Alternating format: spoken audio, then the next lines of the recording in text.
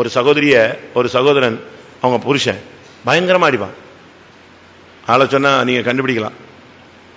பயங்கரமா அடிப்பாங்க.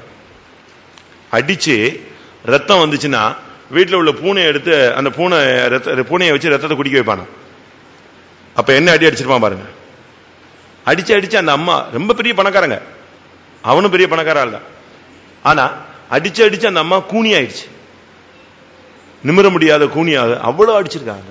அப்படி ஆனாலும் அவ்வளவு அடிச்சு ரத்தம் வரைஞ்சு அப்படி பூனை குடிக்க வச்சுட்டு இருந்தா காஃபி எட்டுவா அப்படின்னா சிரிச்ச முகத்தோட காஃபி எடுக்கணும், இல்லைன்னா கொன்னே விடுவான் நீ அடி. அவங்க உடனே நம்ம விசுவாசி பிள்ளைகள் இப்படி பண்ண என்ன செய்வாங்க சொல்லுங்க. ஆனாலும் அந்த தாய் அந்த ஆளோடையே வாழ்ந்து அந்த ஆளுடைய கடைசி வரைக்கும் இருந்து, கர்த்தாவே என்னை அழைச்சி என்னைய பரலோகத்துக்கு கொண்டு போறது உண்மைன்னா இந்த ஆள் சாகிறதுக்கு முன்னால என்ன செய்யணும், ரட்சிக்கப்பட்டு பரிசுத்தவான்கள் அடக்கம் பண்ணணும். அப்படி இல்லைன்னா இவ்வளவு நாள் நான் பாடுபட்டதுல அர்த்தமே இல்லை. அப்படியே ஜெபிச்சு கடைசியில ரட்சிக்கப்பட்டு மன்னிப்பு கேட்டு ஓட்டத்தை முடிச்சு பரிசுத்தவான்கள் அடக்கம் பண்ணாங்க. நம்மால என்ன செய்வோம் சொல்லுங்க. உங்க வீட்டுல இப்படி ஆயிட்ட ஒரு ஆள் இப்படி ஆயிட்டாரு, என்ன பண்ணுவீங்க? நம்ம ஆளுங்க உடனே ஒரு வசனத்தை பிடிச்சிட்டு சாகிறதுக்கு ஜெபம் பண்ணுவாங்க, கை கால் விழுந்து போகணும்னு ஜெபம் பண்ணுவாங்க. அது என்னென்ன புத்தியில வருதோ அதெல்லாம் என்ன செய்வோம், நம்ம ஜெபம் பண்ணுவோம். இல்ல வேணவே வேணாம், இப்படி ஒரு வாழ்க்கையே வேண்டாம், நான் கடைசி வரைக்கும் வாழ்ந்து தனியாவே வாழ்ந்துட்டு போயிடுவோம், ஓடியே போயிடுவோம். அப்படி கிடையாது. அந்த சிலுவையை என்ன செஞ்சாங்க, அவங்க சுமந்தாங்க, அதை அப்படியே ஏத்துக்கிட்டாங்க. அந்த பாடுகள் மத்தியிலையும் அவங்க அப்படியே எடுத்துக்கொண்டதுனாலதான் அவங்களுடைய வாழ்க்கையெல்லாம் சிறப்பாக அமைந்தது. அதனால நாம் இந்த நாட்கள்ல பாடுகளுக்கு நமக்கு அந்த தரிசனம் இருந்துச்சுன்னா நமக்கு பிரச்சனை வராது.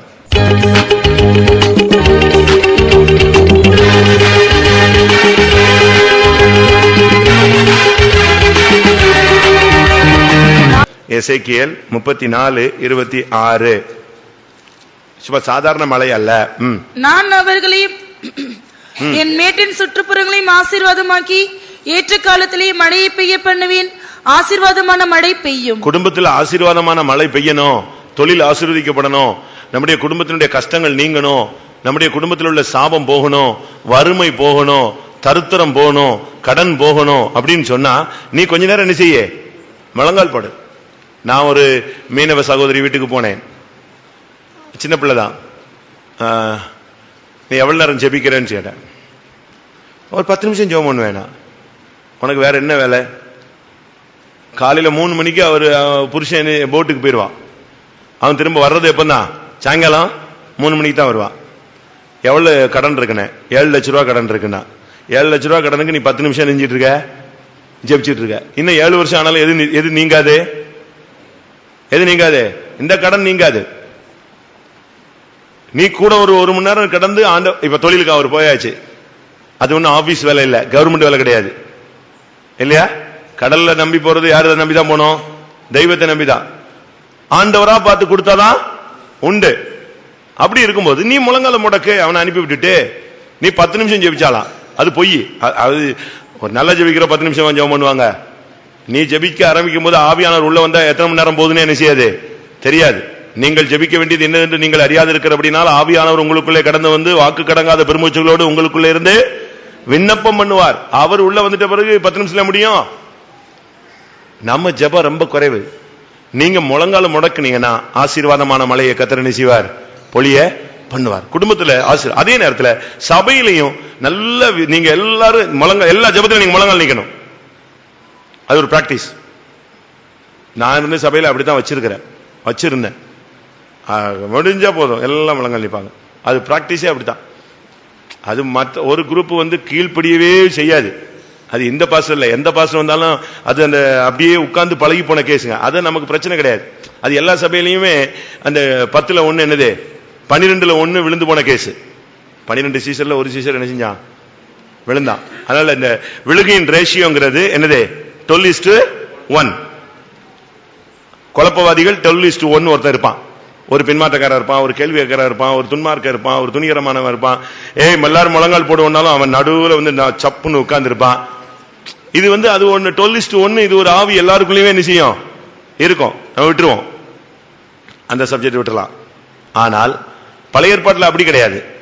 12:1 பரிசுத்தவான், இங்க 12:1 பாவி. சரிதான் நான் சொல்றது? 12 புத்திரர்ல ஒருத்தன் தான் யாரு? யாக்கோபுக்கு 12 பேர்ல ஒருத்தன் தான் யாரு? கனிதரும் செடி. மத்த 11 பாம்பு, ஓனாயி, கழுத, இப்படிதான் இருந்துச்சு. ஆனா புதிய ஏற்பாட்டுல அப்படி கிடையாது. 11 நல்லது, ஒன்னே ஒண்ணு என்னது? மிஸ்ஸிங். அதனால நம்ம சபையில எப்படி பழைய ஏற்பாடு இருக்கா புதிய ஏற்பாடு இருக்கான்னு எனக்கு தெரியல. எது ஒர்க் அவுட் ஆகுது? நியூ டெஸ்டமெண்டா ஓல்ட் டெஸ்டமெண்ட் ஒர்க் ஆகுதான்னு தெரியல. அதாவது அது நீங்க தான் நிதானித்துக் கொள்ள வேண்டியது உங்களுடைய பகுதி. நாம் இன்னைக்கு செய்ய வேண்டியது, ஆசீர்வாதமான சபையில ஒரு பின்மாறி காலத்து மழை வேணும்னா நம்ம எல்லாரும் என்ன செய்யணும்? முழங்கால். சபையில எழுப்புதல் நீயும் சொல்லி புதிய ஆள் மாதிரி புலம்பிக்கிட்டே போக கூடாது. நீ அதுக்காக எவ்வளவு நேரம் முழங்கால் போட்டிருக்கிற? உன் சபையில எழுப்புதலுக்காக ஆசீர்வாதமான மழை, பின்மாறி காலத்து மழைக்காக என்னிடத்தில் வேண்டிக் கொள்ளுங்கள் சொன்னாரு. அந்த பின்மாறி காலத்து மழை சபையில இறங்குறதுக்காக நீ எவ்வளவு நேரம் முழங்கால் போட்ட? அந்த கேள்வி கேட்டா நீ நிச்சய முடியாது, பதில் சொல்ல முடியாது. அப்படி தனித்தனியா எல்லாரும் முழங்கால் போட்டுட்டோம். பின்மாறி காலத்து மழை பொழியுதா இல்லையான்னு என்ன செய்யலாம்? பார்க்கலாம். கர்த்தர் நிச்சயமா இந்த வேலையை என்ன செய்வார். அடுத்ததாக 2 ராஜாக்கள் 1 அதிகாரம் 13 வசனம். நியாய தீர்ப்பிலிருந்து நீயும் உன்னுடைய பிள்ளைகளும் தப்புனா முழங்கால் போட வேண்டும். திரும்பவும் 3ஆம் தரம் ஒரு தலைவனையும் அவனுடைய 50 சேவகரையும் அனுப்பினான்.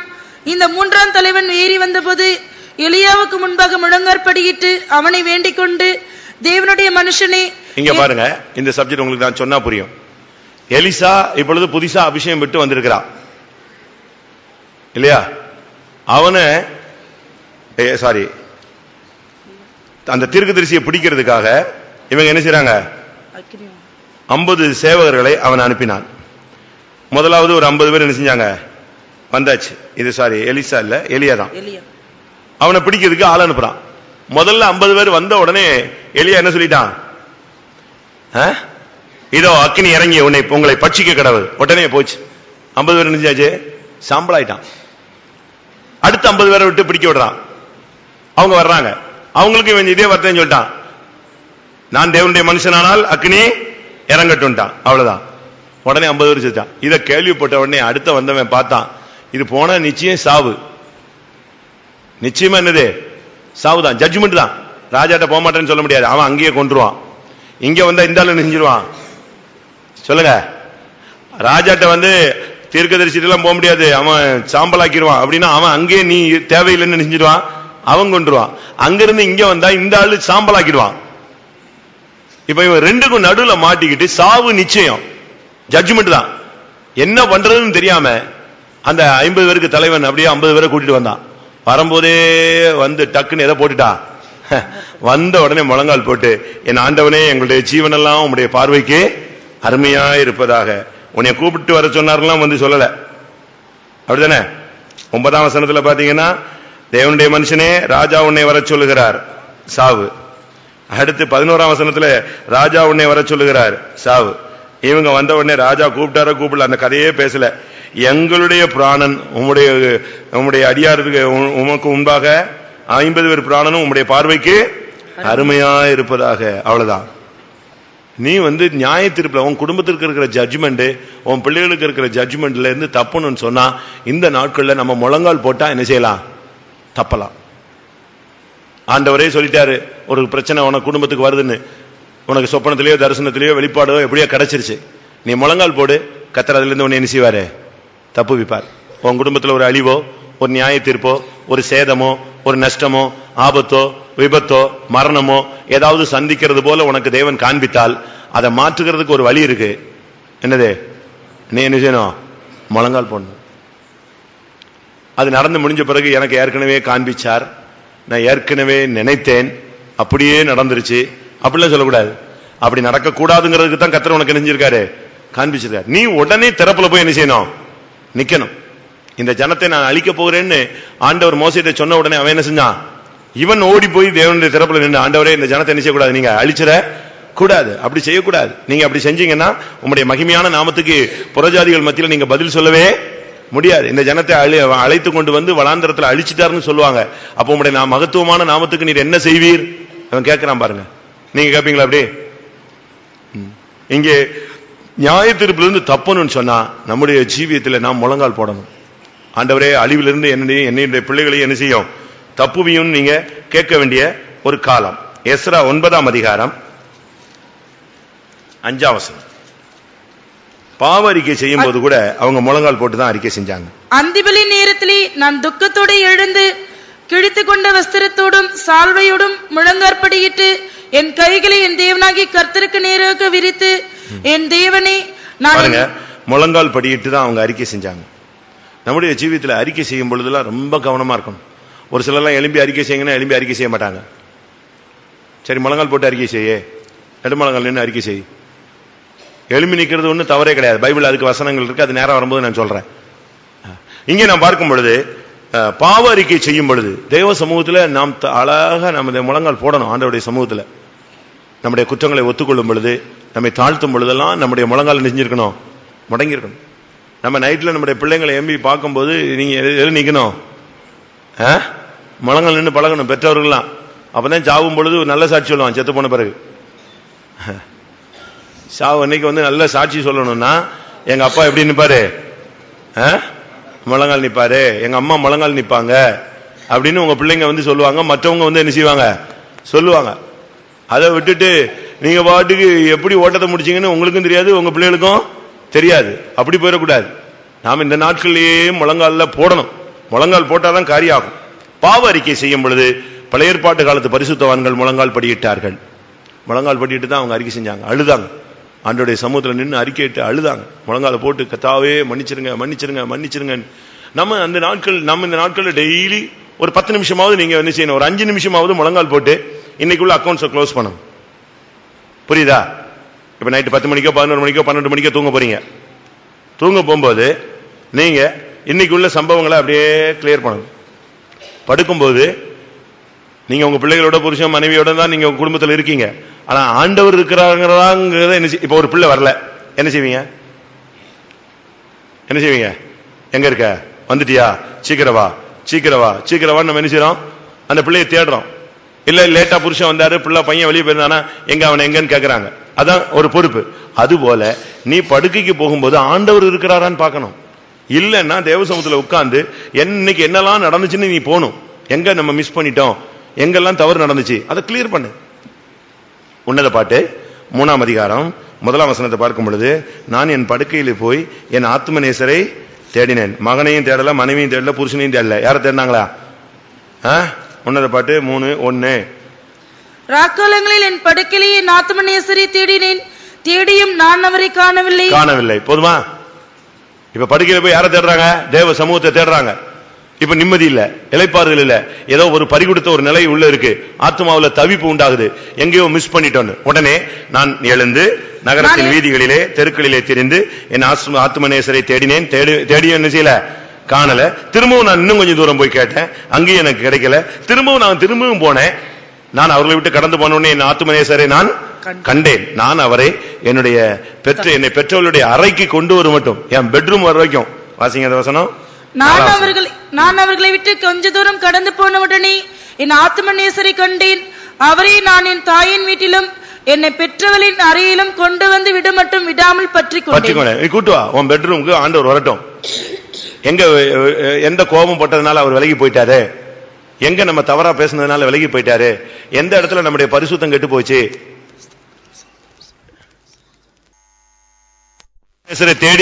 தேடி கண்டுபிடிச்சு நாம் நம்முடைய படுக்கறையில கொண்டு வந்துதான் இளைப்பாறுதலோடு என்ன செய்யணும், அன்னைக்கு நாளை நாம் முடிக்க வேண்டும். அதுதான் நாம் இந்த நாட்கள்ல வேற அந்நியர்களை போல சும்மா ஏதோ பேருக்கு கடமைக்கு பரமண்டல ஜபத்தை பண்ணிட்டு போயிட்டு இருக்க கூடாது. ஒரு சாதாரண ஒரு ஜபத்தை சொல்லிட்டு என்ன ஆத்மாவெல்லாம் போடக்கூடாது. உட்கார்ந்து தேவ சமூகத்துல சரி புருஷன் எல்லாரும் குடும்ப ஜபம் முடிஞ்சிச்சு, மனைவி ஒரு இடத்துல உட்கார்ந்து ஜபம் பண்ணு கொஞ்ச நேரம், எல்லாரும் தூங்கின பிறகு புருஷன் கொஞ்ச நேரம் உட்கார்ந்து ஜபம் பண்ணு, பிள்ளைங்க தனியா அப்படியே உட்கார்ந்து ஜெபிச்சுதான் நம்முடைய ஜீவியத்தில் நாம் சரிப்படுத்திக் கொள்ள முடியும். மத்தேயு 17ஆம் அதிகாரம் 14-15 வசனங்களை பார்க்கும் பொழுது, மகனுக்காக ஒரு தகப்பன் முழங்கால் படியிட்டான். ஆண்டவரே என் மகனுக்கு இறங்கும், அவன் சந்திர ரோகியை கொடிய வேதனைப்படுகிறான், அடிக்கடி தீயிலும் அடிக்கடி ஜலத்திலும் விழுகிறான், அவனை உம்முடைய சீஷர்களிடத்தில் கொண்டு வந்தேன். 14 அவர்கள் ஜனங்களிடத்தில் வந்தபோது ஒரு மனுஷன் அவரிடத்தில் வந்து அவர் முன்பாக முழங்கால் படியிட்டு, ஆண்டவரே என் மகனுக்கு இறங்கும். பாத்தீங்களா, ஒரு தகப்பன் வந்து இயேசுவுக்கு முன்பாக முழங்கால் படியிட்டான். எதுக்காக? யாருக்காக? மகனுக்காக. மகன், உங்களுடைய பிள்ளைகளுக்காக நீங்க கொஞ்ச நேரமாவது என்ன செய்யணும்? டெய்லி முழங்கால் போடணும். ஆண்டவருடைய சமூகத்தில் நீங்க வந்து புத்தி சொல்றதுக்கு அரை மணி நேரம் எடுத்துக்கிறீங்க. அவனுக்காக சம்பாதிக்கிறதுக்காக 24 மணி நேரம் எடுத்துக்கிறீங்க. அவனுக்கு தானே எல்லாம் சம்பாதிக்கிறீங்க? சொல்லுங்க, அவனுக்காக தானே? உங்க பிள்ளைகளுக்காக தான் நீங்க எங்கெல்லாமோ அலையிறீங்க. அவனுக்கு அந்த கஷ்டமே தெரியாது. நீங்க அந்த கஷ்டத்தை சொன்னாலும் அவன் என்ன செய்ய மாட்டான். ஏத்துக்கிற மனப்பக்குவத்தில் நீங்க அவனை வளர்க்கவும் இல்லை. அவனை வந்து செல்வவானாய் வளர்த்துட்டீங்க. நீங்க தரித்திரத்தில் கிடந்தாலும் அவனை எப்படி மாத்திட்டீங்க? நீங்க அவனை நல்ல செல்வ செழிப்பிலேயே வளர்த்துட்டு வரீங்க. அவனுக்கு ஒரு கஷ்டம்னா நாளைக்கு வந்து சூசைடுக்கு தான் போவானே தவிர வாழணுங்கிற சிந்தி அவனுக்கு என்ன செய்யாது. அவனுக்கு வாழக்கூடிய அந்த கஷ்டங்கள் நஷ்டங்கள் அந்த பண பக்குவமே நம்ம என்ன செய்யல, பயிற்சிக்கவே இல்லை. அவன் அப்படியே வாழ்க்கையை பறிவு கொடுத்த மாதிரி தான் ஒதுங்கி போயிடுவான். அப்படி செய்யக்கூடாது. அதுக்காக நீங்க புத்தி சொல்றதை விட்டுட்டு அவனுக்காக 10 நிமிஷம் என்ன செய்ய, முழங்கால் போடு. இந்த மகனுக்காக அந்த தகப்பன் ஊர் ஊரா சுத்தினான், எங்கேயும் நடக்கல. இயேசுவுக்கு முன்பாக வந்து முழங்கால் போட்டான். அன்னைக்கு அந்த மகனுக்கு என்ன கிடைச்சது? விடுதலை கிடைத்தது. நம்முடைய பிள்ளைகள் சீரடையணும்னு சொன்னா, சரிப்படணும்னு சொன்னா பெற்றோர்கள் என்ன செய்யணும்? முழங்கால முடக்கணும். என் பிள்ளை சரியில்லைம்பாங்க, நீ கூட்டத்துக்கு வா. நீங்களே கூட்டத்துக்கு வரல, திருப்பி எப்படி பையன் கூட்டத்துக்கு வருவான், பிள்ளை கூட்டத்துக்கு வருவா? நம்ம வந்து இந்த பழக்கமே விட்டுட்டோம். பெரியவங்கள முழங்கால நீங்க முடங்கி பாருங்க, உங்க பையங்க சரியாயிருவாங்க, உங்க பிள்ளைகள் சரியாயிருவாங்க. உங்க பிள்ளைகளுக்கு இருக்கிற வியாதி என்ன செய்யணும்? சரியாயிரும். ஒரு மனுஷன் அவரிடத்துல வந்து முழங்கால் படிட்டு என் மகனுக்கு இறங்கும்னா, அன்னைக்கு இறங்கினாரா? இதை கொஞ்ச நாளைக்கு முன்னாலே செஞ்சிருந்தா எப்பமோ பிள்ளை நெஞ்சிருப்பான், சோகமாயிருப்பான். சிறு பிராயத்திலிருந்தே அவனுக்கு இந்த ஆவி போராடுதுன்னு சொல்றான் அதே தகப்பன் இன்னொரு சுவிசேஷத்துல. ஆனா என்னைக்கு இயேசுவிடத்துல வந்தானோ அன்னைக்கு முழங்கால் போட்ட உடனே அந்த ஆவி அவனை விட்டு நெஞ்சிருச்சு, போயிடுச்சு. மார்க்கு 1 அதிகாரம் 40 வசனம். குஷ்டரோகம் நீங்கணும்னா முழங்கால் போடணும். அப்பொழுது குஷ்டரோகி ஒருவன் அவரிடத்தில் வந்து அவர் முன்பாக முழங்கால் படியிட்டு, உமக்கு சித்தமானால் என்னை சுத்தமாக்க உம்மால் ஆகும் என்று வேண்டி. அந்த குஷ்டரோகி வந்து அவருக்கு முன்பாக முழங்கால் போட்டான். அவன் பயங்கரமான, இது குஷ்டரோகங்கிறது தீராத வியாதி, விட முடியாத பாவம். எழுத்தின் பிரகாரமான அது ஒரு தீராத வியாதி. ஆவிக்குரிய ரீதியில குஷ்டரோகங்கிறது என்னது? விடுபட முடியாத பாவம். சில பாவத்துல எல்லாம் நம்ம என்னதான் அறிக்கையிடுறோம், ரட்சிக்கப்பட்ட நாள்ல இருந்து இந்த பாவத்தை அறிக்கை செஞ்சுட்டே இருக்கோம், அடுத்தும் திருப்பி அதே அறிக்கை தான் என்ன செய்யுது, வருது கண்டினியூவா. அது வந்து மிகப்பெரிய பாவம் அல்ல, ஆனா ஒரு தோல்வி வந்துகிட்டே இருக்கு. அதை விட முடியல, உங்களால அதை மேற்கொள்ள முடியல. இதுதான் ஒரு குஷ்டரோகம், ஆவிக்குரிய குஷ்டரோகம். ஆனால் இந்த குஷ்டரோகி வந்து அவன் எங்கெல்லாமும் பண்ணி சுத்திட்டு கடைசியா யார்கிட்ட வந்து விழுந்துட்டான்? இயேசுவின் பாதத்துல வந்து விழுந்த போது, முழங்கால் போட்ட போது அவனுக்கு அன்னைக்கு மீட்பு கிடைத்தது. நம்ம முழங்கால் போடுறோமா? வியாதி நேரத்துல முடிஞ்ச அளவு முழங்கால் போடுங்க. இல்ல வியாதி அசர்களுக்காக மற்றவங்க நீங்க என்ன செய்யுங்க, முழங்கால போடுங்க. கர்த்தருடைய சமூகத்தில் நாம் இந்த நாட்கள்ல முழங்கால கிடக்க வேண்டிய ஒரு காலம். முழங்கால் விஷயத்துல ரொம்ப கவனமா நீங்க ஜெபம் பண்ணணும். சாகுற வரைக்கும் ஆண்டவரே என் முழங்கால என்ன செய்யக்கூடாது, பிசாசு டச் பண்ண அனுமதிக்கவே கூடாது. சாகுற வரைக்கும் நான் முழங்கால் போடணும். 20 வயசுலயே முழங்கால காலை நீட்ட முடியல, மடக்க முடியல, கால் இழுத்துக்குது, முன்னுக்கு போகுது பின்னுக்கு போகுது, உட்கார்ந்தா எழும்ப முடியல, எழும்புனா உட்கார முடியல. இது வந்து நான் பரியாசத்துக்கு சொல்லல, வீக்னஸ் வரும் பொழுது இதெல்லாம் என்னது, அதனுடைய செயல்பாடுகள். ஆனா இப்பமே நீங்க நல்லா இருக்கிற போதே நெஞ்சிருங்க, முழங்கால போட்டு போட்டு போட்டு போட்டு அது அப்படியே பிராக்டிஸ் ஆயிரும். அப்படி நிற்கும் போது நமக்கு இந்த தோல்விகள் ஜெயமாய் மாறும்.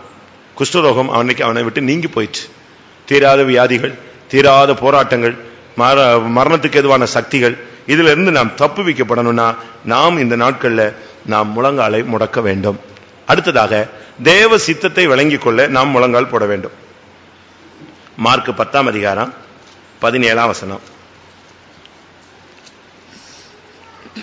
பின்பு அவர் புறப்பட்டு வழியிலே போகையில் ஒருவன் ஓடி வந்து அவருக்கு முன்பாக முழங்கால் படியிட்டு, நல்ல போதகரை, நித்திய ஜீவனை சுதந்திரித்துக் கொள்ளும்படி நான் என்ன செய்ய வேண்டும் என்று கேட்டான். அது வந்து ஒரு பெரிய பணக்காரன்.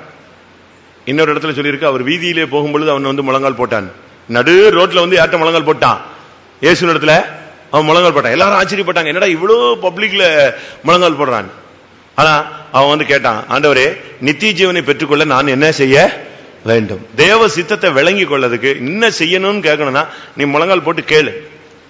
விவாகமாகாத பையங்களும் சரி, விவாகமாகாத பிள்ளைகளும் சரி, விவாகமாகாத பிள்ளைகளை வச்சிருக்கிற பெற்றோர்களும் சரி, இந்த பிள்ளைகளை குறித்து தேவனுடைய திட்டம் என்ன, வாலிப பையங்களும் பிள்ளைகளும் கர்த்தாவே நான் என்ன செய்ய வேண்டும் என்ன செய்யணும் முழங்கால் போட்டு கேட்கணும். நீயா ஒரு பிளானை வச்சுக்கிட்டு போய் எங்கேயாவது போய் முட்டி நிக்க கூடாது. மனுஷனுக்கு நலமாய் தோன்றுகிற வழிகள் உண்டு, அதனுடைய முடிவு என்னது? மரணம். செம்மையாய் தோன்றுகிற வழிகள்லாம் உண்டு. அந்த கல்யாணம் ஆகாத பையனும் சரி பெண்ணும் சரி, அப்படிப்பட்ட பிள்ளைகளை வச்சிருக்கிற பெற்றோர்களும் சரி, நீங்க உங்க பிள்ளைகளுக்காக ஜெபம் பண்ணுங்க. ஆண்டவரே அவனை நான் என்ன செய்யணும், அவனை குறித்து நம்முடைய நோக்கம் என்ன கர்த்தர் சொல்வார்.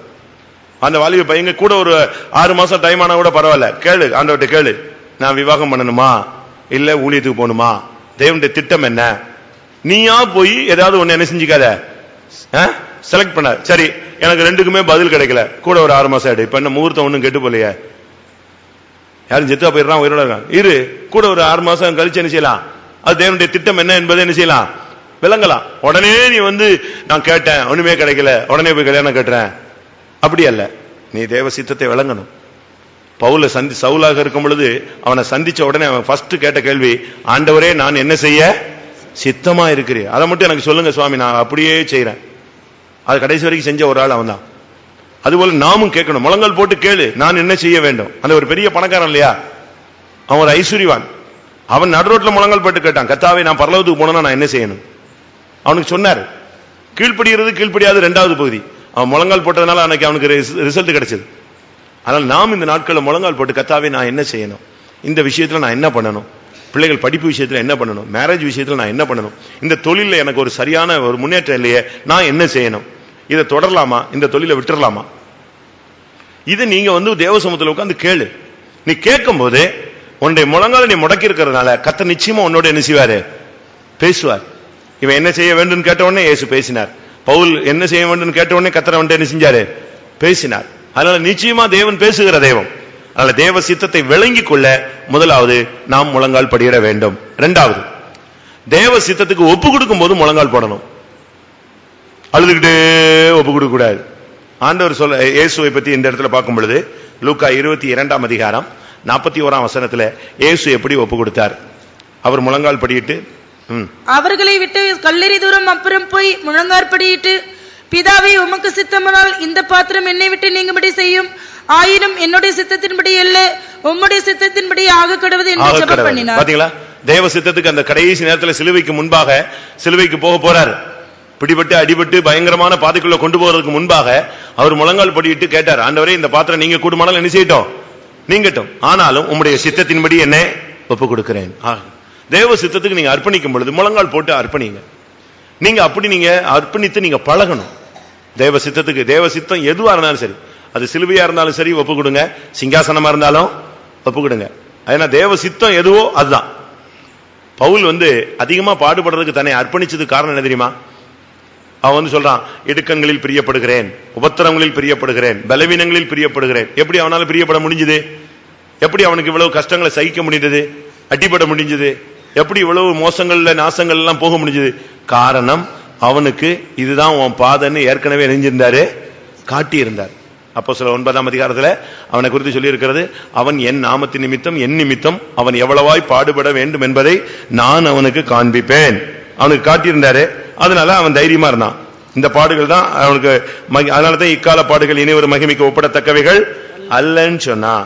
16ஆம் வசனம், அவன் என்னுடைய நாமத்தின் நிமித்தம் எவ்வளவாய் பாடுபட வேண்டும் என்பதை நான் அவனுக்கு காண்பிப்பேன் என்றார். பாத்தீங்களா, அவனுக்கு அந்த பாடுகளின் தரிசனம் இருந்துச்சு. அதனால அவனுக்கு தெரியும், இந்த அடி நம்ம என்ன செஞ்சா ஆகணும், வாங்கிதான் ஆகணும், இந்த பாதையில போனாதான் நடக்கும். ரைட், அதுக்கு தேவ சித்தத்துக்கு அப்படியே ஒப்பு கொடுக்கிறான். நீங்க அப்படி ஒப்பு கொடுப்பீங்களா? ஒரு சகோதரிய ஒரு சகோதரன் அவங்க புருஷன் பயங்கரமா அடிப்பான். ஆளை சொன்னா நீங்க கண்டுபிடிக்கலாம். பயங்கரமா அடிப்பாங்க. அடிச்சு ரத்தம் வந்துச்சுன்னா வீட்டில் உள்ள பூனையை எடுத்து அந்த பூனையை வச்சு ரத்தத்தை குடிக்க வைப்பான. அப்ப என்ன அடி அடிச்சிருப்பான் பாருங்க. அடிச்சு அடிச்சு அந்த அம்மா ரொம்ப பெரிய பணக்காரங்க, அவனும் பெரிய பணக்கார தான். ஆனா அடிச்சு அடிச்சு அந்த அம்மா கூனி ஆயிடுச்சு, நிமிர முடியாத கூனியாக அவ்வளவு அடிச்சிருக்காங்க. அப்படி ஆனாலும் அவ்வளவு அடிச்சு ரத்தம் வந்துச்சு, அப்படி பூனை குடிக்க வச்சிருந்தா காஃபி எட்டுவா அப்படின்னா சிரிச்ச முகத்தோட காஃபி எடுக்கணும், இல்லைன்னா கொன்னே விடுவான் நீ அடி. அவங்க உடனே நம்ம விசுவாசி பிள்ளைகள் இப்படி பண்ண என்ன செய்வாங்க சொல்லுங்க? ஆனாலும் அந்த தாய் அந்த ஆளோடையே வாழ்ந்து அந்த ஆளுடைய கடைசி வரைக்கும் இருந்து, கர்த்தாவே என்னை அழைச்சி என்னை பரலோகத்துக்கு கொண்டு போறது உண்மைன்னா இந்த ஆள் சாகிறதுக்கு முன்னால என்ன செய்யணும்? ரட்சிக்கப்பட்டு பரிசுத்தவான்கள் அடக்கம் பண்ணணும். அப்படி இல்லைன்னா இவ்வளவு நாள் நான் பாடுபட்டதுல அர்த்தமே இல்லை. அப்படியே ஜெபிச்சு ஜெபிச்சு ஜெபிச்சு கடைசியில ரட்சிக்கப்பட்டு மன்னிப்பு கேட்டு ஓட்டத்தை முடிச்சு பரிசுத்தவான்கள் அடக்கம் பண்ணாங்க. நம்மால் என்ன செய்வோம் சொல்லுங்க? உங்க வீட்டுல இப்படி ஆயிட்ட ஒரு ஆள் இப்படி ஆயிட்டாரு, என்ன பண்ணுவீங்க? நம்ம ஆளுங்க உடனே ஒரு வசனத்தை பிடிச்சிட்டு சாகிறதுக்கு ஜெபம் பண்ணுவாங்க, கைகால் விழுந்து போகணும்னு ஜெபம் பண்ணுவாங்க. அது என்னென்ன புத்தியில வருதோ அதெல்லாம் என்ன செய்வோம்? நம்ம ஜெபம் பண்ணுவோம். இல்ல வேணவே வேணாம், இப்படி ஒரு வாழ்க்கையே வேண்டாம், நான் கடைசி வரைக்கும் வாழ்ந்து தனியாவே வாழ்ந்துட்டு போயிடுவோம் ஓடியே போயிடுவோம். அப்படி கிடையாது. அந்த சிலுவையை என்ன செஞ்சாங்க? அவங்க சுமந்தாங்க, அதை அப்படியே ஏத்துக்கிட்டாங்க. அந்த பாடுகள் மத்தியிலையும் அவங்க அப்படியே எடுத்துக்கொண்டதுனாலதான் அவங்களுடைய வாழ்க்கையெல்லாம் சிறப்பாக அமைந்தது. அதனால நாம் இந்த நாட்கள்ல பாடுகளுக்கு நமக்கு அந்த தரிசனம் இருந்துச்சுன்னா நமக்கு பிரச்சனை வராது. அதனாலதான் தேவ சித்தத்துக்கு ஏசு அப்படியே ஒப்பு கொடுத்தார். இந்த பாத்திரம் நீங்க குடும்பம் நீங்க கிட்டும், இல்லாட்டால் அது உங்களுடைய சித்தத்தின்படியே அன்னைக்கு சரண்டர் பண்ணார் பாருங்க. அதுக்கு பிறகு அவர் சிலுவை வரைக்கும் என்ன செய்யல? அளவே இல்லை, அதுவாட்டு போயிட்டே இருந்தார். அந்த அடி உழுது மொட்டமெல்லாம் பிச்சு எரிஞ்சாங்க, முள்முடி எவ்வளவு என்னென்ன பட்டாலும் போயிட்டே இருந்தார். ஏன்னா தேவ சித்தத்துக்கு முழங்கால் போட்டு எரிஞ்சாச்சு, அர்ப்பணிச்சாச்சு. அதனால தேவ சித்தத்துக்கு நீங்க ஒப்பு கொடுக்க பொழுது அப்படி நீங்கள் செய்ய வேண்டும். அடுத்ததாக அப்போஸ்தலர் 7ஆம் அதிகாரம் 60ஆம் வசனம். மன்னிக்கும் போது கூட முழங்கால் போட்டு அறிக்கணுமா? அறிக்கைட்டாங்க. அவனும் முழங்காற்படியிட்டு, ஆண்டவரே இவர்கள் மேல் இந்த பாவத்தை சுமத்தாதீரும் என்று மிகுந்த சத்தமிட்டு சொன்னான். ஸ்தேவான் அவர்களுக்கு மன்னிக்கிறான். யார? தன்னை கல்லெறிஞ்சு கொல்றவங்களை, தன்னை அடிச்சு சாகடிக்கிறவங்களை அவன் மன்னிக்கும் பொழுது என்ன செஞ்சானா? முழங்கால் படியிட்டு, பிதாவே இவர்கள் செய்த அக்கிரமங்களை இவர்கள் மேல் என்ன செய்யாதிருங்க? சுமத்தாதிருங்க. நீங்க அப்படி சொல்லுவீங்களா? எப்படிப்பட்ட ஒரு மன்னிப்பு கொடுக்கிறான் பாருங்க. மன்னிப்பு கொடுக்கும் போது மன்னிக்கும் பொழுது கூட அவன் முழங்கால் போட்டு தான் செஞ்சான். அப்படின்னா அவன் எல்லா காரியத்துக்கும் என்ன எது போட்டு பழகினாலே சொல்லுங்க? ஒவ்வொரு சின்ன காரியத்துக்கும் பெரிய காரியத்துக்கும் அவன் முழங்கால் போட்டு போட்டு போட்டு பழகினதுனால அந்த கல்லெறிப்பட்டு சாகும் போது கூட அதே பிராக்டிஸ்ல நின்று என்ன செஞ்சான்? ஜீவனை விட்டான். அந்த கல்லெறி போடும் பொழுது கூட முழங்கால் போடுவான். ஏன்னா அது அவனுடைய பழக்கம். அன்னைக்கு நான் ஒரு வீட்டுக்கு ஒரு பேரண்ட்ஸ் ஜெபிக்க வந்தாங்க, முந்தானத்துன்னு நினைக்கிறேன், ஒரு 4 நாளைக்கு முன்னால. இன்னொரு ஊர்ல நான் வெளியே போயிருக்கும்போது நான் ஜெபிக்க ஆரம்பிச்ச உடனே அவங்க குழந்தை டக்குன்னு முழங்கால் போட்டுச்சு. இவங்க எல்லாம் நின்றுட்டு தான் இருந்தாங்க, பெரியவங்க இல்லையா இவங்க எல்லாம் முழங்கால் நின்னாங்க. ஆனா அந்த குழந்தை என்ன செஞ்சிருச்சு? அது இந்த வீட்டுல இருந்து இவங்க ஜெபத்துல பண்ணிருக்காங்க பாத்தீங்களா? இந்த பிராக்டிஸ்ல அது உடனே முழங்கால் போட்டு எல்லாரையும் பாக்குது. என்ன இவங்க எல்லாம் வீட்டுல முழங்கால் போட்டா இன்னைக்கு போடலன்னு சொல்லிட்டு அது எல்லாரையும் திரும்பி திரும்பி பார்த்துட்டு அது முழங்காலே தான் நின்னுச்சு. நமக்கு அந்த பழக்கம் இருந்துச்சுன்னா எங்கனாலும் முழங்கால் என்ன செய்வோம்? போடுவோம். நம்முடைய ஜீவியத்துல நம்ம ஒரு சில விசுவாசி வீடுகள் எல்லாம் போனா முழங்கால் போடுறது இல்லை.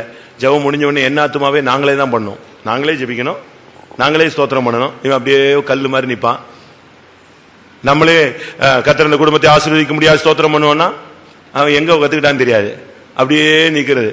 அவர் ஸ்தோத்திரம் பண்ணுவோன்னு யாருக்கு தான் பண்றான்? ஸ்தோத்திரம் உனக்கு தான் பண்றான். உன் பிள்ளைகளுக்கு ஆசீர்வாதமா இருக்காக ஸ்தோத்திரம் பண்ண, நீ ஸ்தோத்திரம் பண்ண, நானே ஸ்தோத்திரம் பண்ணி திருப்பி நாங்களே ஜெபம் பண்ணோம். சரி, ஜெபம் முடிஞ்சது. என்ன ஆத்துமாவே கர்த்தரை ஸ்தோத்திரி, அதுவும் இவன் போட மாட்டான், அப்படியே நிற்பான். இதுல இன்னொரு பியூட்டி இருக்கு. ஜெபிச்சுட்டு இருக்கும்போது கண்ணை திறந்து பார்த்தா இவன் இல்லவே இல்லை, இந்த சிஸ்டரும் இல்லை. இந்த எங்க போயிட்டாங்க? ஒன்னு காப்பி போட போயிடுச்சு, ஒன்னு காசு எடுக்க போயிடுச்சு. இந்த 2 பிராக்டிஸும் நாசரியத்துல இனிமே இருக்கவே கூடாது. ஜெபம் பண்ற வரைக்கும் உன் பிள்ளைக்காக உனக்காக நாங்க வீட்டுல ஜெபிக்கும் போது நீ எங்க நிக்கணும்? ஆமீன் போடும்போது அப்படியே ஆமீன் என்ன அர்த்தம்? அப்படியே ஆக கடவுது. இங்க அப்படியே ஆக கடவுது யார் தான் சொல்றா? பாஸ்டர் தான் சொல்றாரு. யாரு இல்ல? இவங்க இல்ல. நீங்க தயவு செய்து இந்த காசு எடுக்கிறதுக்கு அப்ப போகவே கூடாது. ஒன்று. 2வது, நான் இப்பவுமே சொல்லிடுறேன், ஊழியக்காரங்க வீட்டுக்கு வந்த போது பக்கத்து வீட்டுல போய் நீ காசு வாங்கி காணிக்க கொடுக்கவே கூடாது. எழுதி வச்சுக்கோங்க, நல்லா புரிஞ்சுக்கோங்க. ஊழியக்காரங்க வீட்டுக்கு வந்தா உன்கிட்ட காசு இருந்தா அவங்க ஜெபிக்கிறதுக்கு முன்னால நீ எடுத்து வச்சுக்கணும். இல்ல அவங்க ரோட்டுக்கு போன பிறகு நீ ரோட்ல வந்து கார்ல வந்து என்ன செய்யக்கூடாது, கொடுக்க கூடாது. நல்லா பிராக்டிஸ் பண்ணிக்கணும். நம்ம பைபிள் ஸ்டடிங்கிறதுனால எல்லாம் நம்ம ஆளுங்கலாம் நான் பேசுறேன். வீட்டுக்கு வந்தா அவங்க வந்துட்டாங்கன்னா நீ காசு இருந்தா எடுத்து வச்சுக்க. அவங்க வெளியே போன பிறகு போய் எடுத்து தேடி எடுத்து ரோட்ல வந்து என்ன செய்யக்கூடாது, கொடுத்து அசிங்கமா செய்யக்கூடாது. ஒண்ணு. ரெண்டாவது, வந்த உடனே நீ ஓடி போய் பக்கத்து வீட்டுல போய் என்ன செய்யக்கூடாது, வாங்கிட்டே வரக்கூடாது. மூணாவது, ஜப நேரத்தில் நீ வெளியே என்ன செய்யக்கூடாது, ஓட கூடாது. அவங்க காஃபிக்கும் வரல காசுக்கும் வரல, அதை நீ நினைவுல வச்சுக்கணும். நீங்க இந்த பிராக்டிஸ் நீங்க ரொம்ப வீடுகள்ல தப்பு. நீங்க இப்ப போய் நான் இப்ப வர்றேன் உங்க வீட்டுக்கு, வரல வருவேன், வீட்டுக்கு வரும்போது நான் இங்க ஜெபிக்கிறேன் இல்லாட்டும் உட்கார்ந்து இருக்கேன்னு வச்சுக்கோங்களேன். ஒரு பாஸ்டர் வந்திருக்காரு, ஒரு பிரதர் வந்திருக்காங்க, ஒரு 2 சிஸ்டர்ஸ் வந்திருக்காங்கன்னா எல்லாருக்குமே என்ன செய்யும், பக்கத்து வீடுகள்ல தெரியும். நீங்க பக்கத்து வீட்டுல போய் ஒரு 100 ரூபாய் வாங்கிட்டு வரீங்க. அவங்க என்ன நினைப்பாங்க, ஐயோ இந்த அக்காமார் வந்துட்டாங்க போல் இருக்கு, இவன் மாட்டிக்கிட்டான், இப்ப இவன் என்ன செய்யறான், கடன் வாங்கிட்டு வரான், கை மாத்து வாங்கிட்டு வரான். அப்ப இவங்க வந்தா இவங்க என்ன செய்யணும், டாக்ஸ் பணம் கட்டணும் போல் இருக்கு, பாஸ்டர் வந்துட்டாரு அதனால கூட கொஞ்சம் பணம் கொடுக்கணும் போல் இருக்கு. தப்பான ஒரு விளக்கத்தை நாமே என்ன செய்யறோம், பப்ளிக்கு இஷ்யூ பண்றோம். நான் ஒரு இடத்துக்கு போயிருந்தேன், ஒரு கம்பெனிக்காக ஜெபிச்சேன். அன்னைக்கு வந்து ஆயுத பூஜை. நம்ம விசுவாசி இடத்துல இன்னொருத்தன் ஒரு கம்பெனி வச்சு அவன் பூஜை போட்டு உட்கார்ந்து இருக்கிறான். நம்ம விசுவாசி கம்பெனி அடுத்து ஒரே ஹாலுக்குள்ள 2 போர்ஷன். நான் போய் ஜெபிக்க போனேன். ஜெபிச்சா இந்த விசுவாசி அவன்கிட்ட போய் என்ன செய்யறாரு, ஜெபம் பண்ணிட்டு இருக்கும்போது காசு கேட்கிறாரு, கொடு காசு கொடு. அவன் உடனே டகால்னு எடுத்து கொடுத்தான். இவர் வாங்கி பைக்கில் வச்சுக்கிட்டு முடிஞ்ச உடனே டீசெண்டா நம்மகிட்ட கொடுத்தாரு. அவன் என்ன நினைச்சிருப்பான் சொல்லுங்க. நான் அன்னைக்கு வந்து ஞாயிற்றுக்கிழமை வெளுத்து வாங்கிட்டேன் அவனை. ஒரு இந்து மனுஷன்ட்ட நீ போய் எதை வாங்குற, காசு வாங்கி காணிக்க கொடுக்குற. அப்படி ஒரு காணிக்க கொடுக்க வேண்டிய அவசியம் இல்லைங்கிற. அடுத்த வாரம் வந்து உனக்கு நீங்க கொடுக்க சக்தி இல்லையா, அடுத்த வாரம் வந்து தேவ சமூகத்தில் செஞ்சுட்டு போ, செலுத்திட்டு போ. பெஸ்ட். பைபிள் நான் அதுக்கு ஒரு சப்ஜெக்ட் இருக்கு, நான் இன்னைக்கு பேசுறேன். காணிக்கை எப்படின்னு, காணிக்கை செலுத்தணும்னா எப்படி செலுத்தணும், செலுத்த முடியாத பட்சத்தில் எப்படி செலுத்தணும், அது பொருளா இருந்தா எப்படி செலுத்தணும், பொருளா இருந்து உன்னால கொண்டு வர முடியாட்டா என்ன செய்யணும், எல்லாம் பைபிள்ல தெளிவா இருக்கு. ஆனா நீ அந்நியன்ட்ட வாங்கி நீ புறஜாதிகள் மத்தியில அசிங்கமா நடந்து கொள்ளக்கூடாது. அதை விட டீசெண்டா வந்தீங்களா, சோத்திரம் பண்ணி காஃபி கொடுத்து குடிக்கொள்ளனாலும் சோத்திரம் போயிட்டே இருக்கலாம். அப்படி காசுக்காக வந்திருந்தாங்கன்னா அவங்க யாரு, ஊழியக்காரர்களும் அல்லவே. அப்படிதானே, கரெக்ட் தானே நான் சொல்றது? அதனால நீங்க வந்து ஐயோ அவங்க தப்பா விளங்கிடுவாங்க நீ இன்னொரு வீட்டுல போய் வாங்கி நீ மொத்தமா தப்பா விளங்க வச்சிடற. எல்லாரும் தவறா விளங்கிடுவான். அவங்க வந்து யாரோ வந்த உடனே கொடுக்கணும் போல் இருக்கு. அந்த பிராக்டிஸை தான் நீங்க மாத்துங்க. உங்களுடைய வாழ்க்கையில நீங்கள் இந்த விஷயத்துல ரொம்ப கவனமா இருக்கணும். முழங்கால் ஜபம் நேரத்தில் நீங்க ஜபத்துல நிக்கணும். முழங்கால் போடுற நேரத்தில் முழங்கால் போடணும். என்னாத்துமாவை சொல்லும்போது என்ன செய்யணும், என்னாத்துமா சொல்லணும். முடியும் போது ஆமேன் சொல்லும் பொழுது எல்லாரும் என்ன செய்யணும், ஆமேன் சொல்லணும். அது அந்த பிராக்டிஸ்லாம் ரொம்ப அழகாக நீங்க செஞ்சு பழகணும். அப்போஸ்தலர் 9ஆம் அதிகாரம் 40ஆம் வசனம். வல்லமையான கிரியைகள் நடப்பிக்கப்படணும்னா நீ முழங்கால் போடணும். பேதுரு எல்லாரையும் வெளியே போக செய்து முழங்காற்படியிட்டு ஜெபம் பண்ணி பிரேதத்தின் புறமாய் திரும்பி தபித்தாளை எழுந்திரு என்றான். அப்பொழுது அவள் தன் கண்களை திறந்து பேதுருவை பார்த்து உட்கார்ந்தாள். எப்படி மரித்தோரை எழுப்பணும், அற்புதங்கள் நடக்கணும், உங்களுடைய குடும்பத்தில் பெரிய காரியங்கள் நடக்கணும்னா நீ என்ன செய்யணும், அறை வீட்டை பூட்டி கொண்டு முழங்கால் போடு. தபித்தாள்னு ஒரு பெண் இறந்துட்டா, பேதுருவை கூட்டு வந்துட்டாங்க. அவன் எல்லாரையும் வெளியே போக சொல்லிட்டு அவன் செஞ்ச வேலை என்னது, முழங்கால் போட்டான். எல்லாரையும் வெளியே போக சொல்லிட்டு முழங்கால் போட்டு கொஞ்ச நேரம் ஜெபிச்சுட்டு அவளை பார்த்தோன்னா தபித்தாளே நீ எழுந்துரு. அப்ப அற்புதங்கள் நடக்கணும், பெரிய காரியங்கள் நடக்கணும்னு நீங்க எதிர்பார்த்தீங்கன்னா அதுக்கு நீங்க செய்ய வேண்டிய விலைக்கரையை, நீங்க கொடுக்க வேண்டிய விலைக்கரை என்னது, முழங்கால். முழங்கால நீ நின்னா அற்புதம் நடக்கும். முழங்கால நீ நின்று பாரு, மரித்தோரை எழுப்பலாம். முழங்கால நின்று பாரு, பிசாசு ஓடும். கடைசியாக எபேசியர் 3ஆம் அதிகாரத்துல பவுல் சொல்றாரு, நீங்க எல்லாம் ஆவிக்குரியவர்களாய் மாறும்படியாக நான் முழங்கால் படியிட்டு வேண்டிக் கொள்கிறேன். 3ஆம் அதிகாரம் 15ஆம் வசனம் அடுத்து 19ஆம் வசனம். நம்முடைய கர்த்தராய் இருக்கிற இயேசு கிறிஸ்துவினுடைய பிதாவை நோக்கி முழங்கால் படியிட்டு அறிவிக்கிட்டாத அந்த அன்பை அறிந்து கொள்ள வல்லவர்களாகவும் தேவனுடைய சகல பரிபூரணத்தாலும் நிறையப்படவும் அவர் தமது மகிமையினுடைய ஐஸ்வர்யத்தின்படி உங்களுக்கு அனுக்கிரகம் பண்ண வேண்டும் என்று வேண்டிக் கொள்கிறேன். பாத்தீங்களா, அங்க நீங்க பாத்தீங்கன்னா அதுக்கு இடையில உள்ளதெல்லாம் அவனுடைய ஜெபம். 15ஆம் வசனத்துல முழங்கால் போடுறாரு. 19ஆம் வசனத்துல ஜெபம் முடியுது. நீங்கள் ஆவியிலே உள்ளான மனுஷன்ல பலப்படணும், விசுவாசத்துல அன்பில வேறுண்டணும், பரிசுத்தவான்களுடைய அன்பில நீங்கள் வந்து சேரணும், அன்பின் அகலம் கிறிஸ்துவனுடைய அன்பின் அகலத்துக்குள்ள வரணும், அறிவு கட்டாத அந்த அன்பை புரிந்து கொள்ளணும், கர்த்தர் உங்களுக்கு அனுக்கிரகம் செய்யணும். இதுக்கெல்லாம் சேர்த்து நான் என்ன செய்றேன்? முழங்கால் படியிட்டு தேவனை நோக்கி வேண்டிக் கொள்கிறேன். அப்போ உங்களுடைய பிள்ளைகளுக்கு நீங்க புத்தி சொல்றதை விட்டுட்டு சபையாருக்கு நாம் இந்த நாட்கள்ல சபைகளுக்காக, ஜனங்களுக்காக, ஜனங்களுடைய ஆவிக்குரிய வளர்ச்சிக்காக, ஆவிக்குரிய முன்னேற்றத்திற்காக நம்ம எல்லாரும் என்ன செய்யணும்? பவுல் பிரசங்கம் தான் பண்ணாருன்னு, பிரசங்கம் பண்ணது மாத்திரமல்ல, அவர் முழங்காலம் என்ன செஞ்சாரு? முடக்கினார். புத்தியும் சொன்னாரு, முழங்காலும் போட்டார். ஆலோசனையும் சொன்னாரு, முழங்கால் படியிட்டார். கடிந்து கொண்டார், முழங்கால் போட்டார். அதனாலதான் அவருடைய அந்த ஊழியத்தினுடைய மகிமையை கண்களால் பார்க்க, சபைகளில பார்க்க முடிந்தது. நம்முடைய ஜீவியத்தில் இந்த நாட்கள்ல நமக்கு தேவை முழங்கால் வீரர்கள். ஜப வீரர்கள்லயே இன்னொரு பகுதி என்னது? முழங்கால் ஜப வீரர்கள். எல்லாரும் கண்களை மூடுவோம். கர்த்தாவே, இந்த வசனங்களின்படி எனக்கு முழங்காலில் ஜெபிக்க கிருபை தாரும். முழங்காலில் ஜெபித்தால் அக்கினி இறங்கும். முழங்காலில் ஜெபித்தால் குடும்பத்தை நீங்கள் ஆசீர்வதித்தால் அந்த ஆசீர்வாதம் பலிக்கும். முழங்காலில் ஜெபித்தால் ஆசீர்வாதமான மழை, பின்மாறி மழை பெய்யும். முழங்காலில் ஜெபித்தால் நியாய தீர்ப்பிலிருந்து தப்பிக்கொள்வீர்கள். முழங்காலில் ஜெபித்தால் பாவ மன்னிப்பு கிடைக்கும். முழங்காலில் ஜெபித்தால் உங்களுடைய பிள்ளைகளுக்கு கர்த்தர் இறங்குவார். முழங்காலில் ஜெபித்தால் தீராத வியாதிகளும் விடுபட முடியாத பாவங்களிலிருந்து நமக்கு விடுதலை கிடைக்கும். முழங்காலில் ஜெபித்தால் தேவ சித்தத்தை விளங்கிக் கொள்ளலாம். முழங்காலில் ஜெபித்தால் தேவ சித்தத்துக்கு ஒப்பு கொடுத்தால் கர்த்தர் நமக்கு இரக்கம் செய்வார். முழங்காலில் நின்று நாம் மன்னிக்கும் பொழுது அந்த பாவம் மற்றவர்களுக்கு மன்னிக்கப்படும். முழங்காலில் நின்றால் மரித்தோரை எழுப்பலாம், அற்புதங்களை செய்யலாம். முழங்காலில் நின்றால் ஜனங்கள் ஆவிக்குரியவர்களாய் மாறுவார்கள். கர்த்தாவே, இந்த வசனங்களின் அடிப்படையிலே என்னுடைய வாழ்க்கையினுடைய ஒவ்வொரு அம்சங்களிலும், ஏற்ற தாழ்வுகளில், எல்லா பகுதிகளிலும் என்னை முழங்காலில் நிற்கத்தக்கதாக என்னுடைய ஓட்டம் முடிவு வரை என்னுடைய முழங்கால்களை நீர் பலப்படுத்தும் ஆண்டவரே எல்லாரும் கேட்போம்.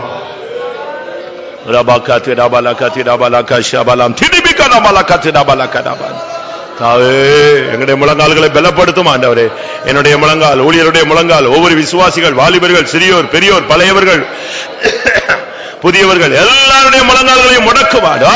பலப்படுத்தும் ஆண்டவரே. அக்கினி இறங்கணுமே கர்த்தாவே, ஆசீர்வாதமான மழை பொழியணுமே கர்த்தாவே, அற்புதங்கள் நடக்கணுமே, ஜனங்கள் ஆவிக்குள்ளாய் மாறணுமே, பிள்ளைகள் மேற்படையணுமே ஆண்டவரே.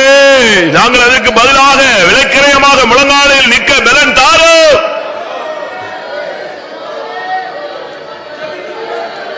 ஓ ரபாலா கத்திரா பக்கரா பலாம் திடா கடா திவிலி பிலி பில பல பல பக்கரா பலம். இயேசுவே, முழங்காலில் நிற்க பலன் தாரும். ஷபாலா பரபா நாதிராம.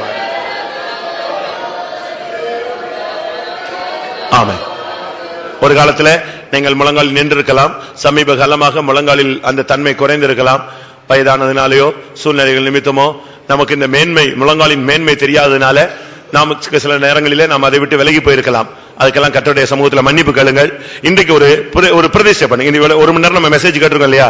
ஒரு தீர்மானம். கர்த்தாவே, நான் ஒரு 10 நிமிஷம் நிப்பேன், என் பிள்ளைகளுக்காக 10 நிமிஷம், என் சபைக்காக ஒரு 5 நிமிஷம், இப்படியே கொஞ்சம் கொஞ்சம் நேரமா நான் பகல்ல நிப்பேன், நைட்ல ஒரு 10 நிமிஷம் நிப்பேன், காலையில நான் ஒரு 1/4 மணி நேரம் நிப்பேன், மத்தியானம் எனக்கு நேரம் கிடைக்கும் போது ஒரு 1/4 மணி நேரம் நிப்பேன். இப்படியே நீங்க முடிவெடுங்கள். ஹல்லேலூயா. நீங்க ஒரு தீர்மானம் பண்ணுங்க. கர்த்தர் அதுக்கு கிருபை தருவது அவருடைய வேலை. அல்லேலூயா. நீங்க ஒரு பிரதிஷ்டை பண்ணுங்க. அதை நிறைவேற்ற அவர் பலன் தருவார், கிருபை தருவார், அபிஷேகம் தருவார், சூழ்நிலையை அனுகூலமாக்கி தருவார். அல்லேலூயா. நீ வேண்டிக் கொண்டால், நீ வாஞ்சித்தால், நீ நினைத்தால் போதும், அதற்கு அதிகமாகவே அவர் கிரியை செய்ய வல்லவர். அல்லேலூயா.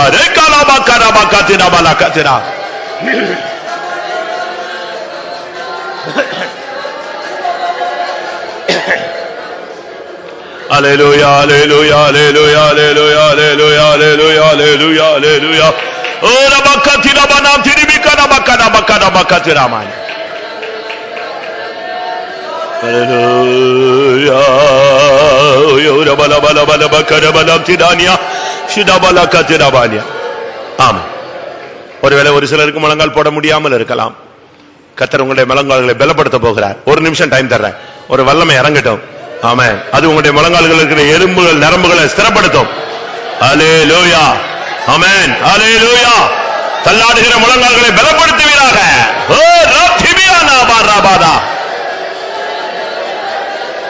ஆண்டவரே, எங்களுக்கு ஜெப வீரர்கள் வேண்டாம், முழங்கால் ஜெப வீரர்கள் வேணும். ஆண்டவரே, சிதாபலா கரபா கதிலா தாய்மார், தகப்பன்மார் எல்லாரும் முழங்கால் ஜெப வீரர்களாய் மாறட்டும். வாலிபர்கள் இந்த காலத்திலேயே முழங்கால் ஜெபங்களாய் மாறட்டும். ஓ ரபக்க சிரபல கத்திரா கரபக்க சிரா சிரமானியா ஓ ரபக்க சிரா சிரா சிரபக்க ரபக்க ரபக்க சிரா செக். ஆவியானவரே தொடும் ஆண்டவரே, முழங்கால்களை வேதனைகளை மாற்றும், அந்த பிடிப்பை எடுத்து போடும் இயேசுவின் நாமத்தில். ஹே ரபக்க ரபக்கரா ஈக்கரபக்க ரபக்க சிரபல கத்திரா.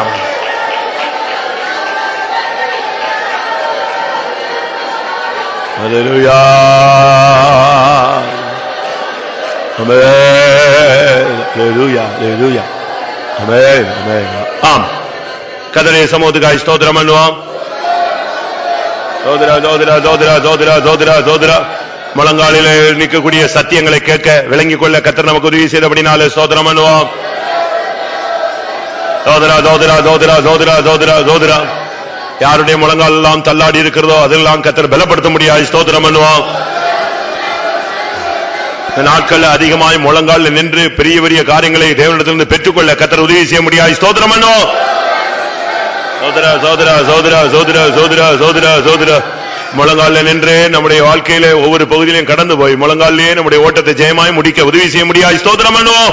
சோதரா சோதரா சோதரா சோதரா சோதரா சோதரா சோதரா சோதரா தன் நிமித்தம் சபை நிமித்தம் முழங்கால் நீக்கிறவர்களை சேர்க்க இயேசு வரப்போர் அப்படினாலே ஸ்தோத்திரம் பண்ணுவோம். அந்த நாளுக்கு எல்லாரையும் தகுதிப்படுத்த முடியாது. ஸ்தோத்திரம் பண்ணுவோம். பிதா குமாரன் பரிசுத்த ஆவியானவருக்காய் ஸ்தோத்திரம் பண்ணுவோம். எல்லா மகிமையும் அவருக்கே செலுத்தி ஸ்தோத்திரம் பண்ணுவோம். ஜெபம்.